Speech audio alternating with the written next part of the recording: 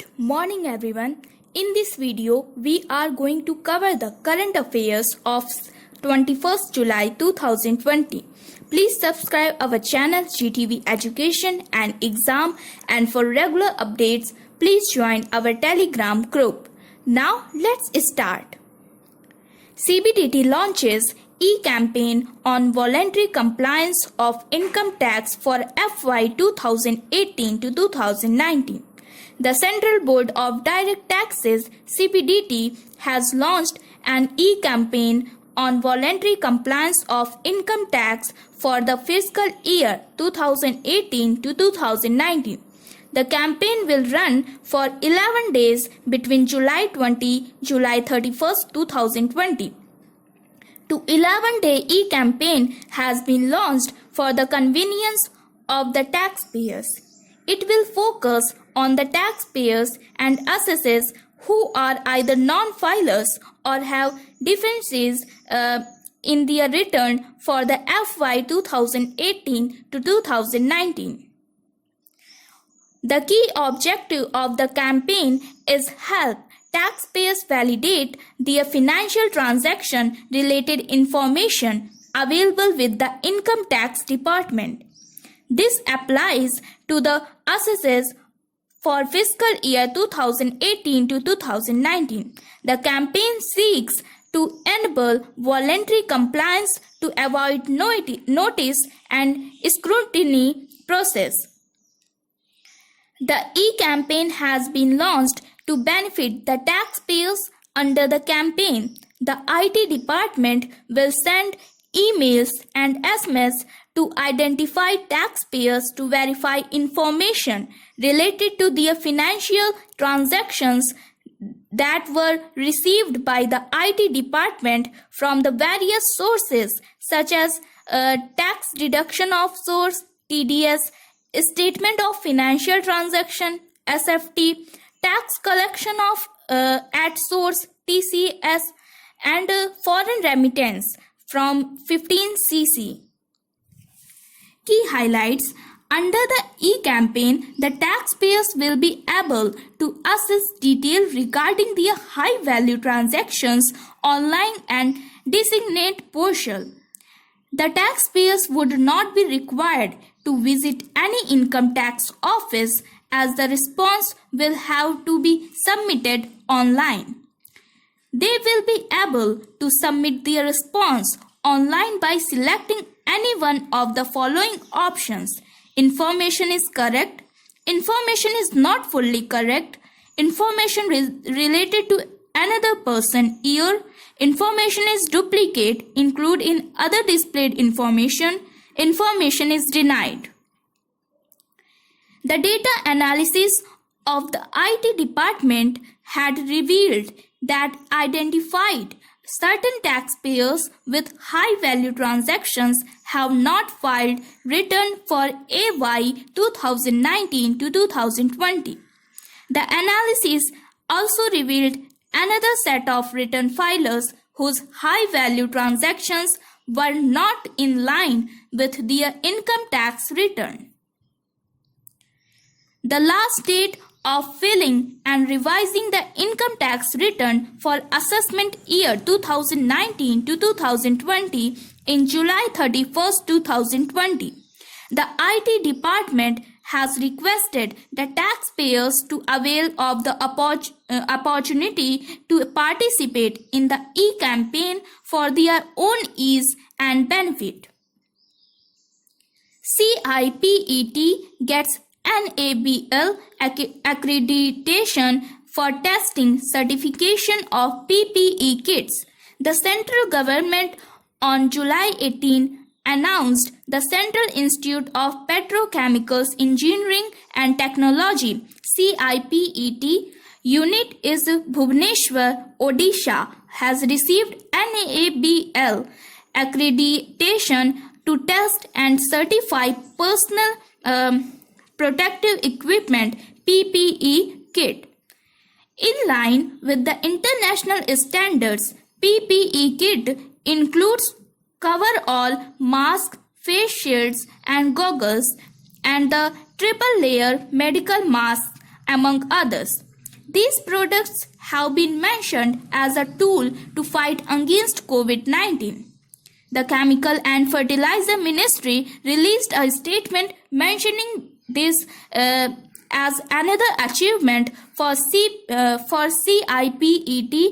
in the fight against COVID-19 and a step towards Atmanirbhar Bharat.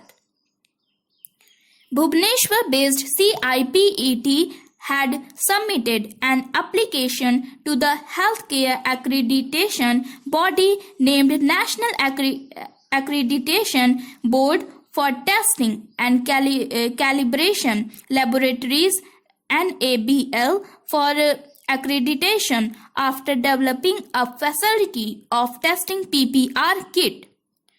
NABL has granted accreditation to CIPET Center in Bhubaneswar after an online audit of its testing facility. Some other centers of CIPET have also applied accreditation, which is under process. D.V.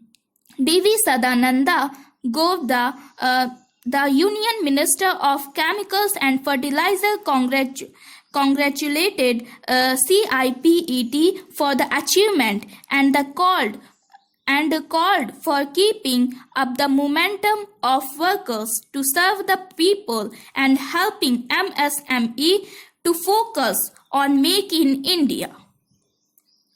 The Chemical and Fertilizer Ministry also informed that CIPET has been taking up research and development initiatives in the area of the healthcare as per the WHO and ISO guidelines. CIPET has also been expanding its capacity to the test fertilizer packaging and food grain in order to support essential services during the COVID-19 pandemic. The National Accreditation Board for Testing and Calibration Laboratories (NABL) is an autonomous body which comes under the Science and Technology Ministry. The purpose of NABL is to provide accreditation to the testing and calibration of clinical laboratories in India. NABL operates under the Quality Council of India and it was set up under the Department of Promotion of the Industry and the Internal Trade DPIIT, Ministry of Commerce and Industry. Harshvardhan launches plasma donation campaign at AIIMS. The Union Health Minister, Dr. Harshvardhan, on July 19th launched the plasma donation campaign. It has been launched in association with Delhi Police at All India Institute of Medical Science, AIIMS, is in Delhi. During the launch of the initiative, the Union Health Minister highlighted the role of corona warriors and mentioned the importance of giving plasma donation a much bigger platform. Director of AIIMS, Randeep Guleria, who has also present during the event, asserted that if the plasma is donated, it can be used for the treatment to save COVID-19 patients. He also appealed to other COVID-19 recovered patients to step forward and donate plasma. While speaking about the initiative, the health minister informed that in Delhi, 2,532 police coronavirus warriors have been affected and some even lost their lives. The union minister added that in order to contribute to the treatment of COVID-19, a large number of Delhi police personnel have stepped forward and have donated their plasma at AIIMS. They are not just coronavirus warriors, but they are plasma warriors as well. He also hoped that recovered patients will be inspired and will donate their plasma. Any recovered patients can donate plasma twice in a month. As per the Delhi official, the Delhi police has been a part of the government's effort against COVID-19 and several policemen have been affected, but they recovered as well. As the recovery rate in Delhi police is 84%, many policemen have also come forward to donate plasma. Plasma therapy for COVID-19 patients. Plasma from the recovered coronavirus patient contain antibodies to the novel SARS-CoV-2 virus. It provides immunity to the patients of COVID-19 and considering its potential benefit, the therapy has been provided to the patients who have not been responding to the conventional treatment.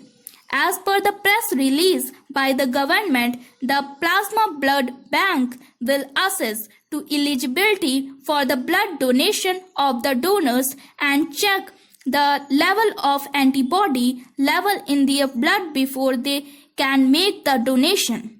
The blood of the COVID-19 survivor has a high concentration such as antibodies, and when given to an infected patient, the antibodies circulate in the blood, reach the tissues and neutralize the virus.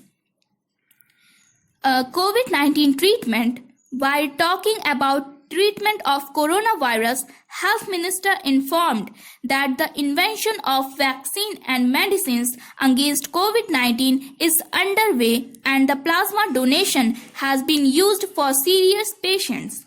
He also added that the two candidates for indigenous vaccine have started the human trials, but time for the scientific process cannot be predicted. Consumer Protection Act 2019 comes into force from July 20. The Consumer Protection Act 2019 has come into force from July 20, 2020. As the Union Minister for Consumer Affairs, Food and Public Distribution, Ram Vilas Paswan, stated that the new law will empower the consumers. The new law will protect the rights for the consumers through its notified rules and provisions like consumer disputes, redressal commissions, consumer protection councils, product liability mediation, and punishment of the manufacture or sale of products that contain adulterant goods. The Union Minister also informed that the Act includes the establishment of the Central Consumer Protection Authority (CCPA) in order to protect, promote, and enforce the right of consumers. Consumer Protection Act 2019. The rule for the prevention of unfair trade practices by the e-commerce platforms will be covered under the Act.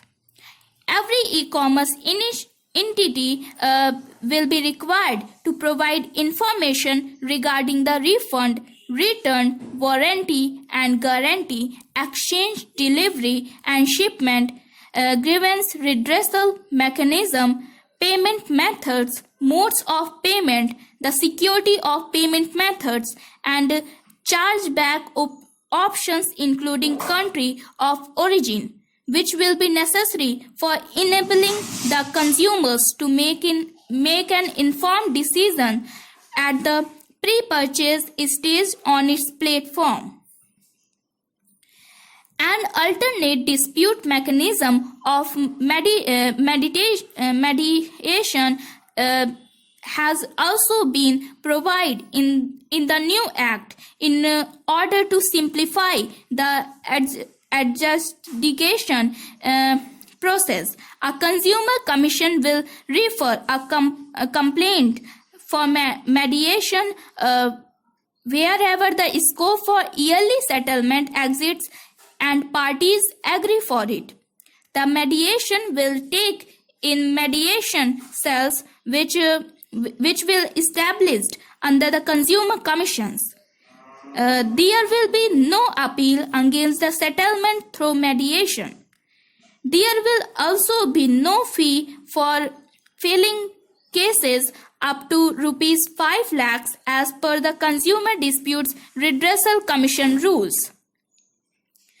Objective: the Central Consumer Protection Authority (CCPA) will be empowered to conduct investigations into consumer rights violations and institute prosecutions or complaints. It can also order the discountenance of misleading advertisements and unfair trade practices. Order recalls of unsafe goods and services, can also impose penalties on the manufacturers or publishers or endorsers of misleading advertisements. Benefits: deterrent punishment to check adulteration of products and misleading advertisement. Swift execution remedies which will provide through the Central Consumer Protection Authority. The provision of product liability to deter the manufacturers of service providers from delivering the deficient services and defective products. It will be easier to approach Consumer Commission and there is also a simplification and the adjudications process. With the law, there is a scope for the yearly disposal of cases through mediation. There is also a provision for rules for the new age consumer issues, direct selling and e-commerce. Consumer Protection Act 2019. Consumer Protection Act 2019 repeals and replaces the Consumer Protection Act 1986. Consumer Protection Act 2019 repeals and replaces the Consumer Protection Act 1986. It is very important for UPSC examination. The Minister of Consumer Affairs, Food and Public Distribution, Ram Vilas Paswan, first introduced the Consumer Protection Bill 2019 in Lok Sabha on July 8, 2019. The bill was passed in Lok Sabha on July 30, 2019, and then in Rajya Sabha on August 6, 2019. The bill received President Ramnath Kovind's assent on August 9, 2019 and was also notified in the Gazette of India on the same date.